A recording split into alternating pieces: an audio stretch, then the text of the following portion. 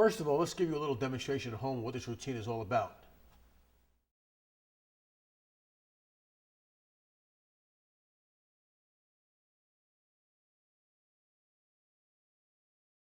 Let's go ahead and play the three-card Monte.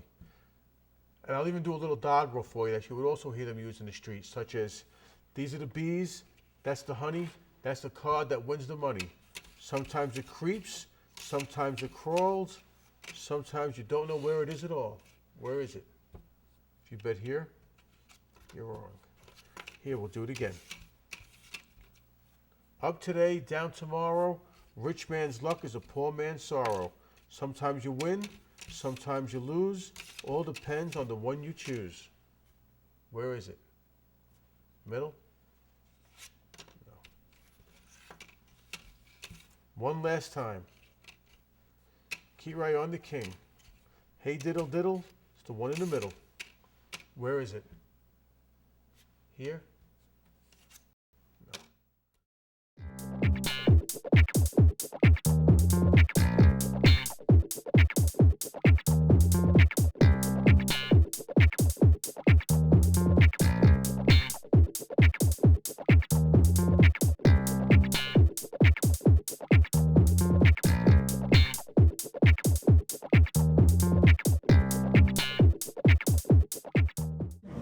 Did you ever see this game right here? Oh, yeah. We're going to film a video with it. We have no money, but watch this.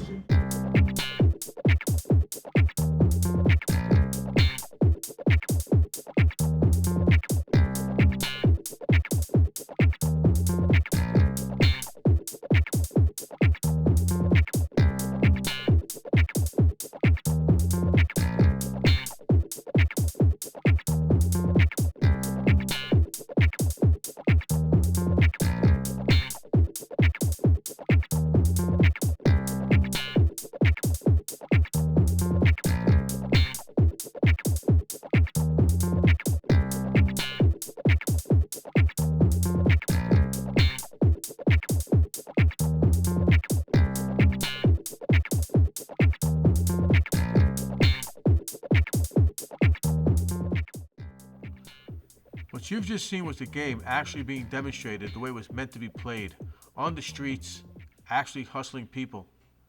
Today, the Monte is just as popular as it was 100 years ago. At first it was played on the riverboats, then later on it was played on the trains, and then later it was very popular at racetracks. Today, the game could still be found in bus stations, on the street, actually played on trains. Anywhere there's a group of people, you could find this game. When I was 12 years old, my father taught me this game in hopes that I wouldn't get hustled by it. Well, I found out I could make a little money on the side with it, so I began hustling with it. What I'm going to try and do today is to show you the game in such a way to prevent you from being hustled if you see it. I'm going to show you the whole game, step by step, move by move, and also the psychology of hustling with it. I don't want you to go out and doing it. This is for educational purposes only. But I do want you to understand the dangers of this game.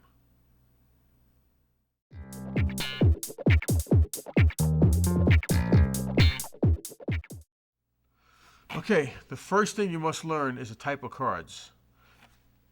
The type of cards Monte throwers prefer is the overall beadback design, rather than the white border design. And the reason being is, when you do the move, the person can't tell for sure what card went down, but they might with the white border. So with the overall back design, it's less obvious which card is really being thrown and gives a better illusion. The way you prepare the cards is simply by taking two cards of the same value and the same color, like two black sevens and a red picture card. Put them together and bend them right down the middle, putting a crease right into the middle of the cards. And by holding them all three together at the same time, you have the same exact crease in the same location on each card. Then after that, you bend the upper right corner into almost a 90-degree, straighten it out, rebend it, straighten it out. Turn the cards around and for end, and do the same thing in the upper right hand corner. And that's how you prepare the cards.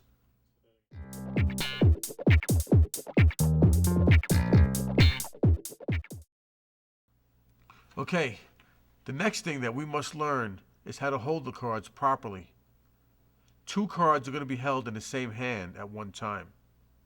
The proper way to do this is simply by taking your right thumb, putting it in the rear of the card, and your middle finger on the front of the card, picking up as so.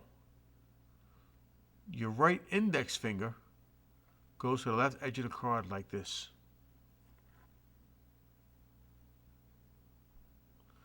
The same thing on the other card. Your thumb and your middle finger, and then your index finger on the side. Looks just like this. To pick up the second card also utilizes the thumb in the rear, except now your ring finger picks up this card. To throw the cards, you drop the king and pick it up with your left hand in the exact same manner that we just explained. Thumb on the rear, ring finger in the front, and you can pick the card up in the exact same way. That's how you pick the cards up, and this is how you throw them. There's the king.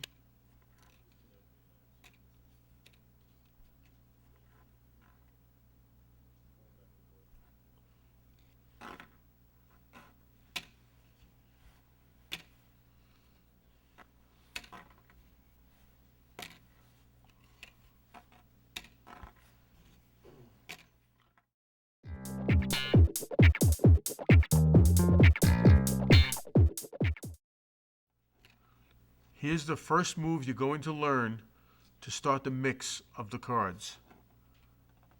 King, down, show. Just go right back into the middle.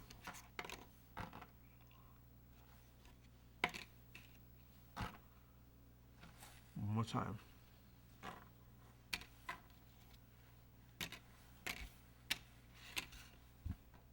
Right back into the middle. That's how you hold the cards for the throw.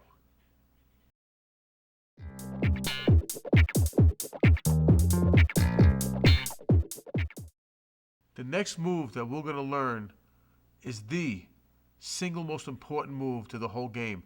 What you're going to see right now is the actual secret to three-card Monte. This is the move that the operator would use to fool you, so you're going to think where the card is, where it really isn't. For an example, 2 sevens and the king. Keep your eye on the king. Everyone's going to believe it's here, but it's not. And that's done by using the hype. And here's how the hype is done. By picking the cards up, the way we learned before, remember, thumb and middle finger, thumb and ring finger. When I show you both cards, here's the king, I could throw down the king by simply releasing the middle finger. Or I could throw down the 7 by releasing the middle finger. Again, king with the ring finger, 7 with the middle finger.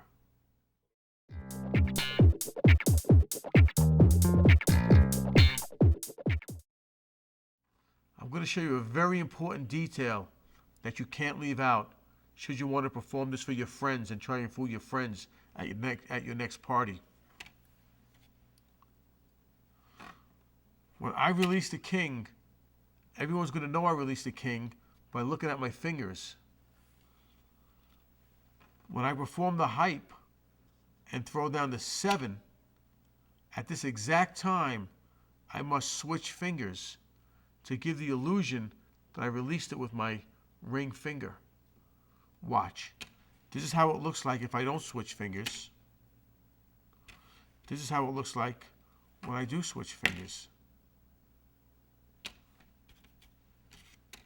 It's very important to practice the height with both hands. Here it is with the right hand. Here it is with the left hand. Again, right, and now with the left. Of course, you don't show them that. And if you do show them that, don't tell me you learned that from me. Again, keep your eye on the king. It appears that it goes into the middle, but it really doesn't. And that's accomplished by the height.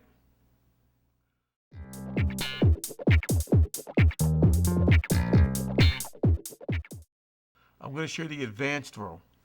And on the advanced throw, you're picking up both cards with the same finger. Watch what I mean. Middle finger and thumb.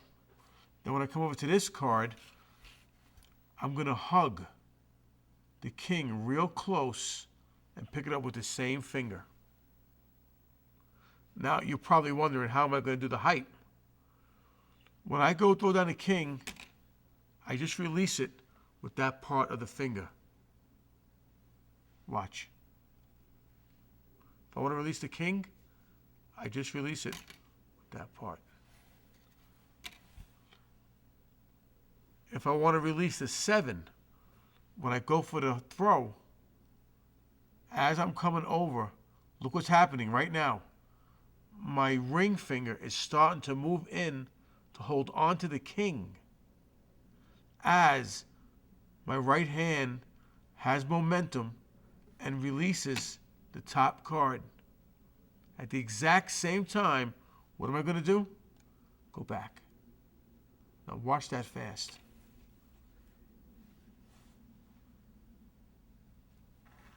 King. Looks like it went down, but it didn't. Practice that also with both hands. Watch.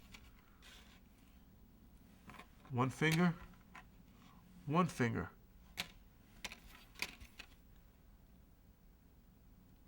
One finger,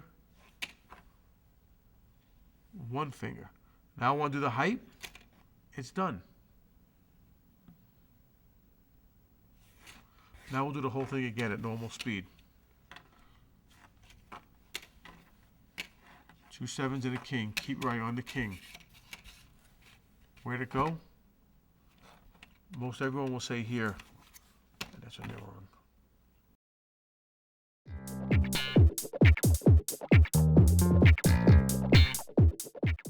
This is what separates the amateurs from the professionals. I can't stress the importance enough that if you want to practice this, do not leave that little attention to detail out. So let's go over it just one more time.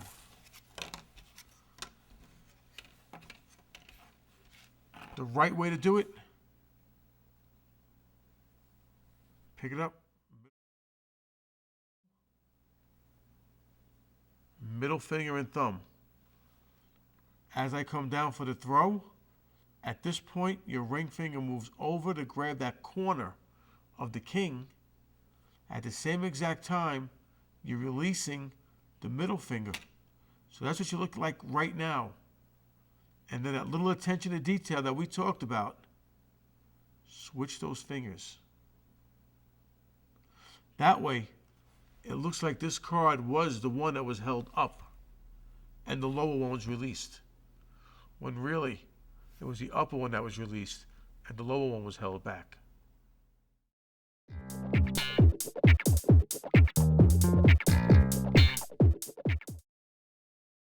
Okay, now we're going to go on to the next step and learning the 3-card Monte. What you're going to learn here is the double height.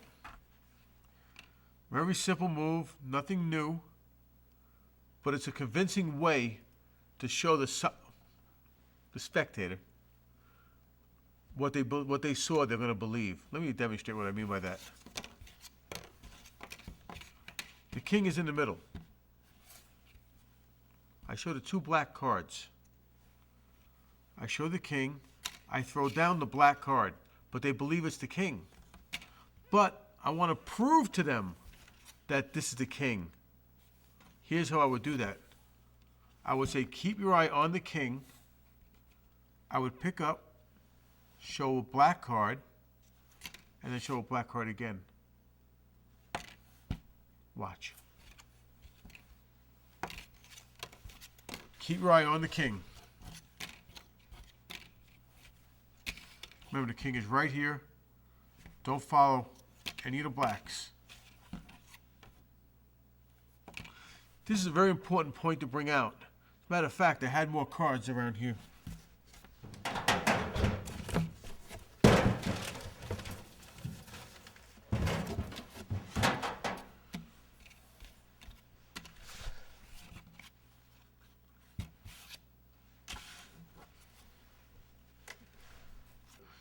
This is why some operators will use two duplicates. For instance, over here we have two 6 of hearts.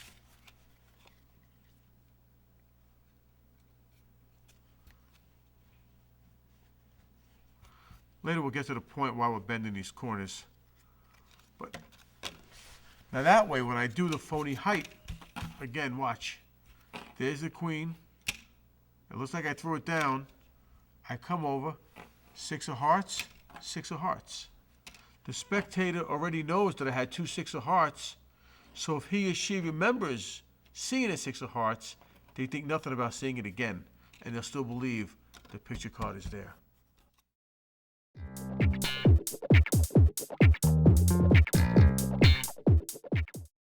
Now, again, let's take another look at why we use duplicate cards. The spectator sees two 6 of hearts and one queen. They know this is the money card. That's the card they must follow. I show the two red cards. Pick up the queen.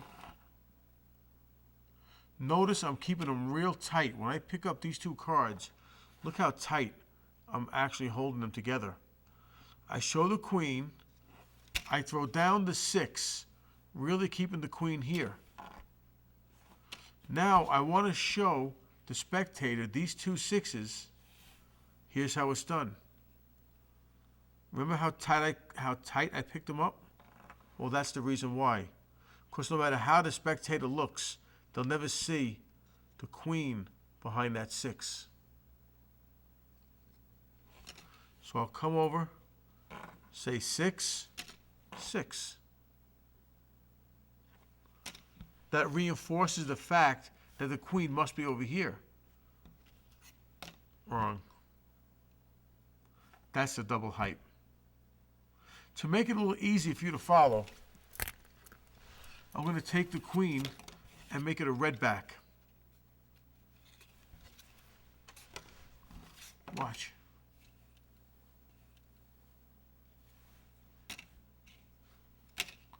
That was the left-hand height. They still believe it's here. 6, 6. That's the double height.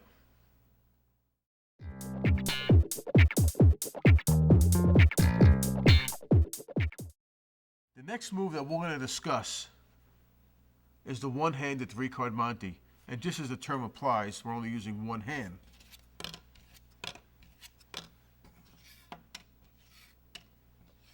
This makes it very effective. The cops have you handcuffed to a pole and only have one hand to throw with. Now, the first card is picked up like so. The second card is picked up with the middle finger.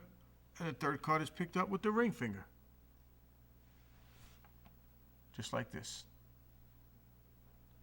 Now when I throw the cards, ring, middle, 4. They're getting thrown in the same order as I picked them up. How do you do the hype? Just like this. Watch. Same way. Now when I throw down, same way.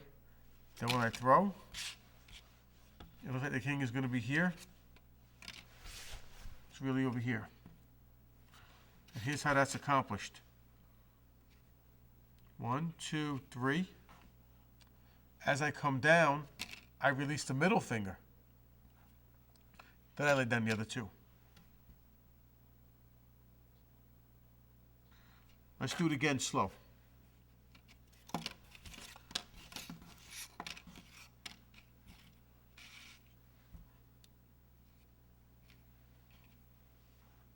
Show them.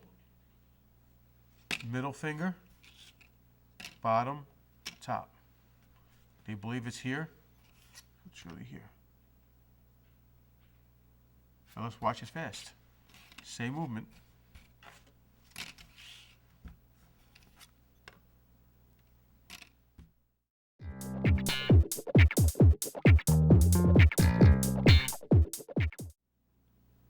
Now, I know what you're thinking. Suppose that you say, okay, here we go. You make a bet with your friend. Not for money, of course, because that's illegal. And we don't encourage nothing illegal. King, king, key right on the king. Where is it? They say the middle. I want to be fair about this. I'll pick up the other two cards and turn over the middle card using the other card as a lever, showing the middle card. And the reason for this is it's not really fair. So if you bet the middle, I can say, look, you're right. Now, if there was a bet being made and the person gets the wrong card, obviously you don't want to lose. This is called a Mexican turnover. I bet you know where the move originated from. When I go to turn over the right card, I'll do it fast for you, then we'll explain it. Ready? Watch. Here it is right here. There's the king. Where's the king? They should bet here, or I'm hoping they bet here. But let's suppose that they bet in the middle. They're going to win. Well, being the scoundrel that the operator is, he's going to switch the cards. Watch. The person bets here.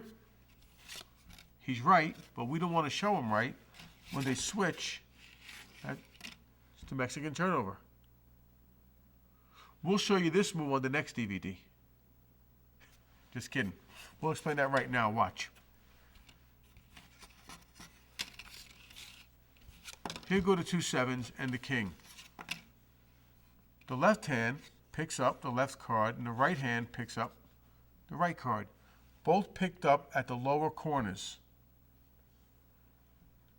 The left card comes on top of the middle card, actually anchoring it down, as the right hand comes underneath. The thumb switches the cards right here. And then go back to the finger position. Let's do that again. As I come down, that's the switch. Now let's do it fast. King is in the middle. They bet the middle. We don't want to lose. So we say you bet in the middle. On the actual street, as you've seen before, the Mexican turnover is rarely used. There's other ways that the operator could make the person lose, even if they pick the right card. See, when we talk about the psychology of the game, the operator is working with a person who's his partner. If the person bets on the right card, let's say $10, my partner would throw $50 down on another card.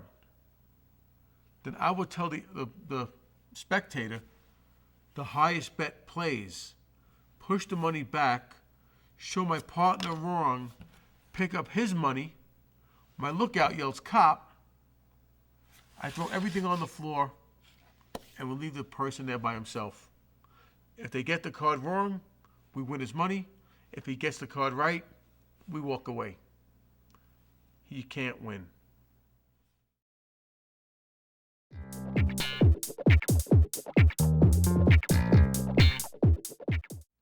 this is called the bent corner scam. There's two ways of going about this. When I turn the cards over, I could say, keep your eye on the king, and accidentally bend that corner. I don't know if you could see that. Or I might drop a card, and when I bend over to pick it up, my partner would bend over, bend the corner, and wink at the mark. Then when I come back, now he wants to make a big bet. I tell my partner, okay,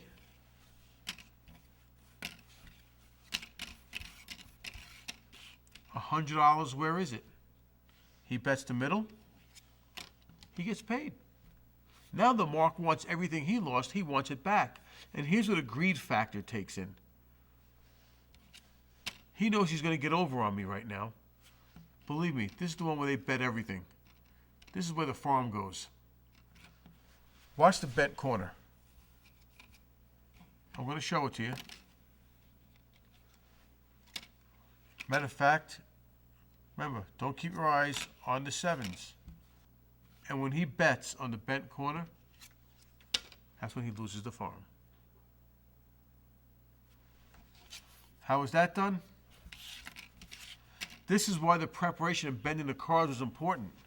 We are actually creating memory in the card where we can put a corner in and take it away. Watch the move. Whenever the card accidentally gets bent, two things are going to happen here simultaneously. I'm going to show you the bent card. As everyone is looking at it, what's happening with the right hand, I'm picking the card up and actually bending it with my pinky, putting a bend inside the black card. I throw down the king. The mark still sees the corner bent, so he believes that's the king. I come over,